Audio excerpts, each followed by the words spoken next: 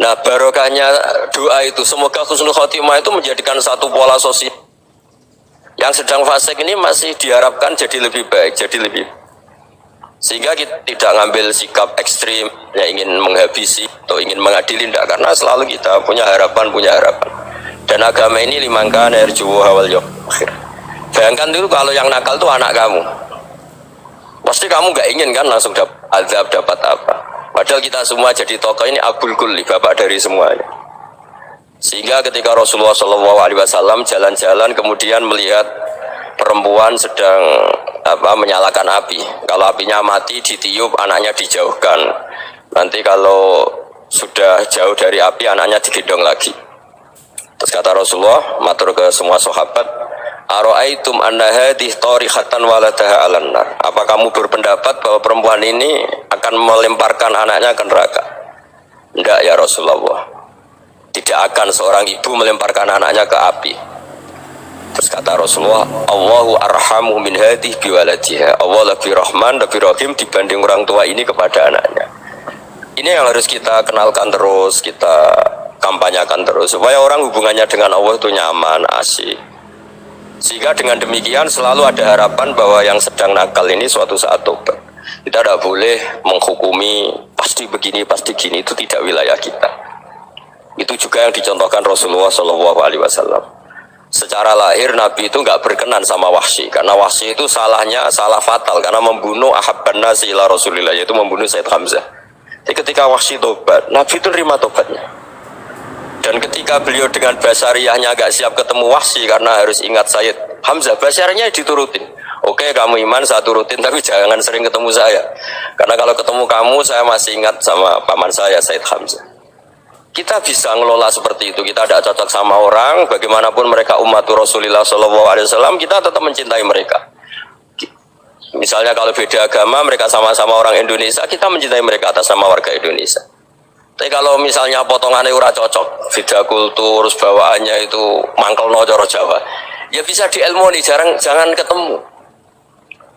Wong sudah tidak cocok, ingin ketemu nyari solusi. Roh ini tok seneng itu kan ya repot gitu. Ya sudah, kalau gak pati cocok ya jangan sering ketemu. Dan itu kita bisa memanage seperti itu tuh bisa. Saya berkali-kali cerita tentang Imam Syafi'i. Kalau dikasih tahu ya Imam Abu Abdillah, panggilannya Imam Syafi'i, tetangga anda ini ternyata banyak yang nggak senang anda. Jawabnya beliau senang. Ya bagus kalau nggak senang saya, ndak utang saya katanya. Jadi gara-gara saman seneng aku ngatur aku ini kan. Dan mungkin saman rasa seneng kan ya enak. Jadi hidup itu dianggap happy. Kalau seneng ya teman silaturahim, kalau nggak seneng ya nggak bakal utang gitu. Baru kaya seneng itu nggak ganggu. Gitu. Jadi dulu itu orang bisa ngelola seneng nggak seneng itu bisa. Karena ada kearifan hubungan dengan Allah Subhanahu wa Ta'ala. Hidupnya selesai karena masyghul bi dzikrillah, mereka sibuk dengan Allah. Makanya kata ulama-ulama tasawuf, kamu jangan melihat manusia perilakunya, tapi kamu juga harus ingat yang gerakkan semua itu Allah Subhanahu wa Ta'ala. Dengan demikian kita farah, kita senang. Makanya Nabi kalau ngutus Anas bin Malik kemudian nggak kesampaian yang diinginkan karena Anas main, ketika garwa-garwani Nabi agak tersinggung, Nabi andaikan Allah menghendaki yang saya inginkan kesampaian, pasti itu kesampaian. Jadi dianggap kegagalan Anas gak manggil yang dituju Nabi itu ya keresahannya Allah, ya enteng saja. Sayyidina Ali lebih parah lagi yang dialamin. Itu dalam beliau kalau dipanggil tuh gak cepet-cepet ke sana. Ketika ditanya, kenapa kamu tak panggil gak cepet ke saya? Amin tuh ukubatak, karena aku tahu engkau orang baik. Orang baik itu pemaaf. Jadi makanya orang-orang soleh dulu itu bodoh itu. Makanya sekarang kalau ada orang bodoh itu mesti beda orang soleh. Kalau orang-orang soleh itu kakean khusnudzon lagi sering dibodohin. Abdul bin Umar itu masyhur itu. Kalau ada budaknya sering sholat, segep sholat itu dimerdekakan. Akhirnya nggak sholat pun pura-pura sholat. Akhirnya juga dimerdekakan. Ketika ditanya kenapa engkau merdekakan, padahal mereka sholatnya menipu engkau, kata pembisik-pembisik itu. Man khoda'ana lillah in khoda'na lah. Dia nipu atas nama Allah, berarti saat tertipu juga atas nama Allah, gak masalah dong, semuanya demi Allah Subhanahu wa Ta'ala. Jadi ketika kita ketemu sifat Allah Ta'ala itu ghafir, Allah pemaaf. Jangan kamu nggak fair untuk diri kamu nyifati Allah ghafir, pada orang lain Allah kamu sifati syadidul iqab. Jadi Allah kamu atur kayak MC tadi ngatur saya. Jadi Allah Allah itu apa? Kalau pada saya ghafir, kalau pada musuh saya sadidul iqam. Itu tidak fair. Kalau Anda punya harapan kepada Allah karena Allah Rahman Rahim, Allah ghafir, sebenarnya Allah pada musuh kita ya bisa saja Allah ghafir, bisa saja Allah Rahman Rahim. Sehingga kita melihat orang lain yang kita tidak cocok itu ya enteng saja. Itu min ummati Rasulillah sing tanaluhu syafaatu, tanaluhu sa'atu rahmati, tanaluhu fair. Jangan dengan kita kayak mesti dapat rahmat, jangan orang lain kayak Allah pasti sadidul iqam, itu tidak boleh. Sehingga ketika ada orang Badui, singkat cerita orang Badui ini kencing di masjid, semua sahabat membentak dia, yang nggak bentak hanya Nabi dok. Saking mangkalnya orang ini karena semua sahabat bentak kecuali Nabi. Setelah dibenarin Nabi, terus Nabi nyuruh Sobu Ali Dhanuban min ma'in. Setelah disucikan masjid itu, dia berdoa keras sekali. Allahumma arhamni wa Muhammadan wa la tarham ma'ana ahadan. Ya Allah, yang berhak dapat rahmatmu hanya saya dan Nabi Muhammad, yang lainnya jangan. Karena yang lainnya tuh jengkelin, gitu aja saya salah dimarah-marahin gitu. Jadi kalau kamu doa terbatas ya kayak orang Bedui ini, kayak orang Arabi. Apa kata Nabi? Laqad tahajjarta wasian. Allah yang rahmatnya luas menjadi kamu sempitkan. Karena kamu mau atur Allah hanya Rahman pada Indonesian Power, pada NU, pada kita, yang orang lain nggak perlu dapat. Itu kan kasihan Islam, karena Islam terus nggak dimiliki semua orang. Allah nggak dimiliki semua orang, Rasulullah nggak dimiliki semua orang, karena di NU, di ormas tertentu, di nggak boleh seperti itu. Nggak boleh takhasyar tawasian, kata Nabi, nggak boleh mempersempit berat yang rahmatnya itu luas. Ini semoga etika ini kita pakai di Indonesia. Yang sedang fase kita harapkan lebih baik, yang sedang nggak dapat hidayah kita doakan dapat apa? Hidayah. Masyhur kan, makanya tadi saya mohon sama Habib Ali supaya Habib Ahmad supaya tetap mahalul qiyam tabaruk sama Habib Ali. Di antara doa-doa di Simtud Duror masyhur itu antuqabilal mudhniba minnah fil ghufran wal musi'ah bil ihsan. Jadi harapannya para habaib, para orang-orang baik dulu ya, semoga yang dosa itu dimaafkan, yang sedang salah dibuka, bikin lebih baik. Nabi itu tugasnya juga gitu. Wastaghfir li dzambika walil mu'minina wal mu'minat. Nabi itu tugasnya juga memintakan ampun yang sedang salah. Nah ini cobalah jadi etika kita, muhasabah kita. Jadi muhasabah itu cara berpikir kita set, kita pikir ulang. Ternyata semangatnya seorang nabi itu wastaghfir li dzambika walil mu'minun. Semangatnya itu memintakan ampun. Orang ahli tafsir tahu semua kalau Nabi itu tidak mungkin dosa. Jadi itu khitabun lin Nabi wa urida bihi ummatu, itu khitab Nabi, tapi yang dimaksud itu umatnya, karena Nabi tidak akan mengalami dzambun, tidak akan mengalami dosa. Sekarang enggak, kadang-kadang kita ini kalau orang lain salah itu semangat. Kalau di perusahaan ada teman salah, apalagi pimpinan salah itu seneng, barokahnya salah bisa ganti kan gitu. Ya, jadi kalau mungkin di dunia tokoh juga gitu, barokahnya ada tokoh salah, kita yang jadi populer sendiri, tidak boleh seperti itu. Kita harus salimus sodri di jami'il muslimin. Jadi ini harus dilatih. Saya tadi matur sama Habib Ahmad, latihan kita jadi hidup. Nabi itu kalau resep jadi wali itu kata Nabi gampang. Kata Nabi, kalau kamu ingin disenangin Allah, ya sudah, kalau kamu asbahta wa amseta gini-gini, perasaan kamu, kata Nabi, jangan punya perasaan ghil sama orang muslimin. Itu sudah wadzalika min sunnati. Makanya Nabi ngendikan la yablughni ahadun an ahadin syai'an. Ada yang baca la yuballighni ahadun an ahadin syai'an. Seseorang jangan melaporkan ke saya tentang salahnya yang lain. Fa inni akhruju ilaikum wa ana salimus sodri. Karena saya ingin ketemu sampean semua dalam keadaan salimus sodri, tidak punya perasaan apa-apa. Karena kalau nurutin pembisik, nurutin informasi itu ya repot, karena orang pasti sepihak. Ada kiai yang top datang ke kampung-kampung ning desa-desa, kata yang seneng itu punya akhlak. Oh itu bagus, orang besar datang ke kampung-kampung. Kata yang nggak seneng, oh itu jobnya kiai kecil kok diambil, itu kan ya kasihan. Itu kan sudut pandang.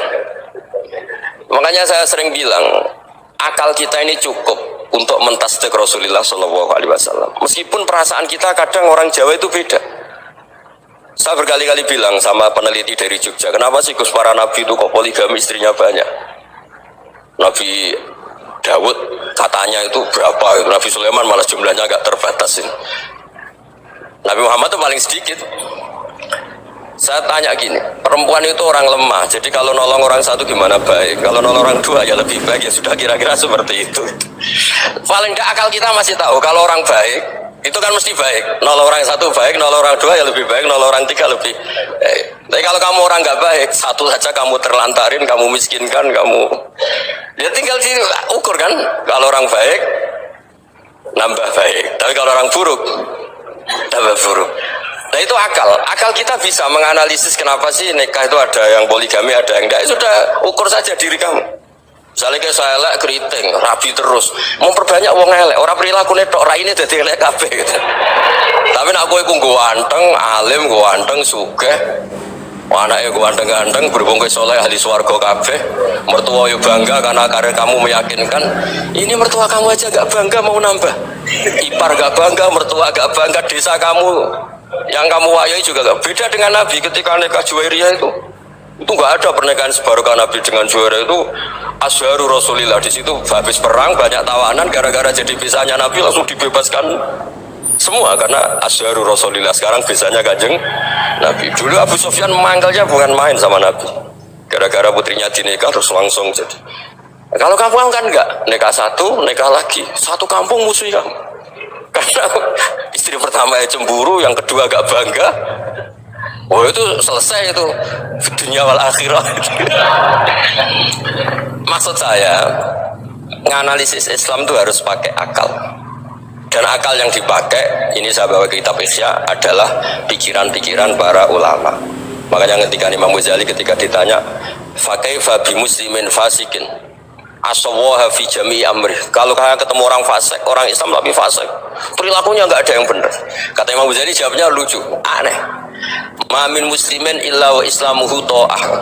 Enggak ada orang Islam kecuali dia mau Islam, membenarkan Allah dan Rasul itu sudah taatnya dia. Kok kamu tidak bisa melihat taatnya dia? Dia pikirannya kan ini pemabuk, ini tukang apa. Tapi kata Imam Ghazali, sebenarnya kamu masih bisa berpikir positif. Mamin muslimin illa wa islamuhu ta'ah. Tidak ada seseorang Islam ketika dia milik Islam itu pasti ada taatnya, yaitu tasdik pada Allah dan tasdik kepada Rasulullah SAW.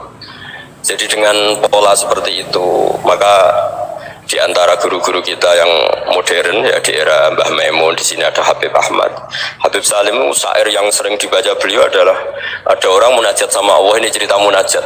Itu orang itu ngendikan gini, ana musnibun, ana mukhtiun, ana asi, huwa rahimun, huwa ghafirun, huwa afi. Ya Allah, saya mukhti, saya orang yang salah. Ana muslim, saya orang yang dosa. Ana asin, saya sering maksiat. Tapi engkau ya Allah, engkau ghafir, pemaaf. Engkau rahim, maha pengasih. Engkau afin, yang mudah memaafkan. Kata orang ini ya agak kurang ajar, tapi saking senengnya sama Allah.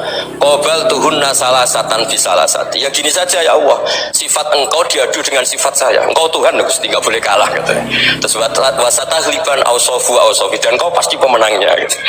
Jadi ada orang rayu Allah dengan cara seperti itu ya ada ya. Saya ini manusia, salah saya banyak. Engkau ampunannya banyak. Engkau Tuhan, Gusti, enggak boleh ampunan Anda, ampunan engkau kalah dengan salah saya. Gak boleh Tuhan kok kalah. Jadi untuk supaya orang punya harapan itu. Banyak juga wali-wali yang jadab ketika datang ke makam Rasulullah SAW. Itu kalau dungo ya agak kacau sebetulnya, cara syariat agak kacau. Ya Allah, engkau punya dua pilihan. Jika engkau menjadikan saya soleh, surah habibuk, yang senang kekasihmu, yaitu Rasulullah SAW. Tapi jika engkau menjadikan saya fasik, surah adubuk, yang senang itu setan. Monggo jenengan mau menyenangkan kekasih jenengan, mau menyenangkan musuh jenengan, monggo jenengan bebas kok memilih. Mestinya Allah ya senang menyenangkan kekasihnya. Jadi ya, intinya Allah dipaksa untuk menjadikan dia orang soleh gitu.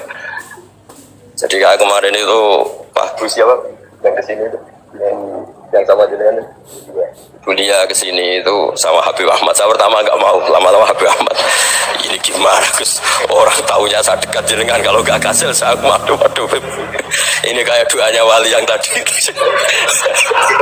Nggak punya pilihan, nggak ada pilihan. Jadi saya mohon muhasabah itu dimulai cara berpikir. Makanya di sini sebetulnya tag ini supaya dapat barokahnya Ihya, ini kitab yang disenangi para habaib, para ulama. Sebetulnya tag di muhasabah itu redaksinya gini ya, yang lengkap. Hasibu anfusakum qabla an tuhasabu wa zinuha qabla an tuzanu wa tahayya'u lil ardil akbar. Jadi ada kata wazinu, jadi ukur. Perilaku Anda ini diukur, ditakar. Misalnya kita sebagai suami kan ya punya hal-hal yang kita tidak ideal. Corong Jawa mesti pesek, coro rezeki ya pas-pasan. Dan kita juga kalau makanya nggak boleh tanya istri begini, apa saya cinta pertama Anda? Pasti Anda kecewa. Orang jadi istri hanya korban terakhir itu. Sudah. Karena orang kalau ngelamar kemana-mana gak jadi, yang jadi istri itu pasti korban terakhir itu. Jarang istri pilihan pertama, jarang. Ayo semua yang nikah. Rata-rata itu pilihan Anda pertama Pak, dari sekian ditolak di mana-mana terus. Ya perempuan terakhir. Kamu juga korban terakhir. Itu wali-wali dulu kalau ngandani kita itu sederhana.